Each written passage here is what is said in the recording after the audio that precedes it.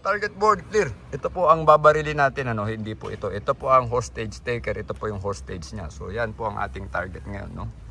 So ganyan. Ito ang ating puputukan ay so ang gagamitin natin ay ang compact na Armscor ng Kuya Oscar de los Reyes, no. Yan. So yan, nakita niyo ang ganda, no. Pero stock lang ito lahat, stock, no, stock sight, stock trigger. Ito ay bull barrel naman, no, pero it is a compact pistol caliber 45 na meron tayong 7 bala. So yun ang target natin. Susubukan nating patamaan yung hostage taker sa likod ng hostage victim. So medyo maliit, no. So nagne-negotiate tayo, no. Wala na tayong option, wala na tayong choice kundi putukan yung hostage taker kasi baka mamaya barilin po niya yung kanyang biktima, no. So ganun po ang senaryo, no. So ganun po, nagle-negotiate, ayaw. So have no other choice but to shoot. So yun, check natin kung tinamaan, no. So from the holster po, tinamaan, no.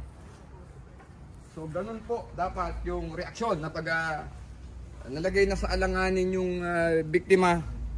We have no other choice, of course, but to shoot the target. So pumasok ba? Hindi yata pumasok, no? Again, uulitin natin. Sa ganitong senaryo, kailangan masterin natin ang drill na ito para po sa... So yun, nagdikit yung bala. So walang pumasok, no? So mahirap po yung senaryo na ito, no? So again, uulitin natin. Kailangan pumasok sa target from the holster. Puputukan natin yon. Isa pa lang po yung tama ng bala, kaya dapat maging dalawa po yun. So negotiate, ayaw, no other choice but to shoot. So, wala, hindi pumasok, no? Masyadong mataas yung board. So I need to compensate. Ibig sabihin, ibaba ko pa po yung patama dito sa gitna ng board. Anyway, ready, up! Na, tumama na po, no? So kailangan isang bala pa ulit. Papasukin natin doon sa ulo. Ready? Ready?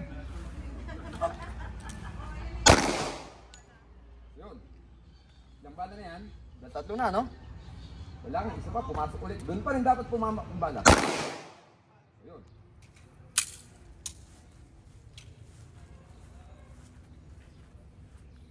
Tama.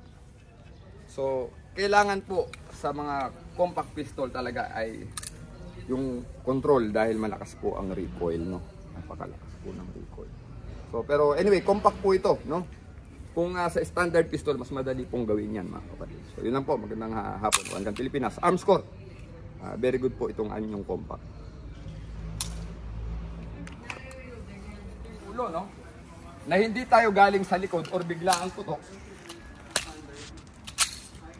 Tingnan niyo po ninyo ang patama. Taas, sir. Taas. Hit! Hit! Hit! Hit! Hit! Tinutulak-tulak lang natin, ano? So yan, mga kapatid. So pag compact po ang baril ninyo, kailangan aralin pong mabuti, no? Kabisaduhin. At kita nyo, hirap din i-grip eh. Medyo mahirap i-grip, no? Pero anyway, walang alibay kasi pag ang compact naman talaga, kaya kinikerry natin to para madaling itago, madaling i-conceal. Pero yun na nga po, we need to study more do sa baril. Rock Island po, napakagandang compact pistol mula kay Kuya Oscar de los Reyes. Maraming salamat po, One Gun Pilipinas. Buhay One Gun Pilipinas! Buhay! Buhay One Gun Pilipinas! Buhay! Mabuhay One Gun Pilipinas! Mabuhay! Por la Patria!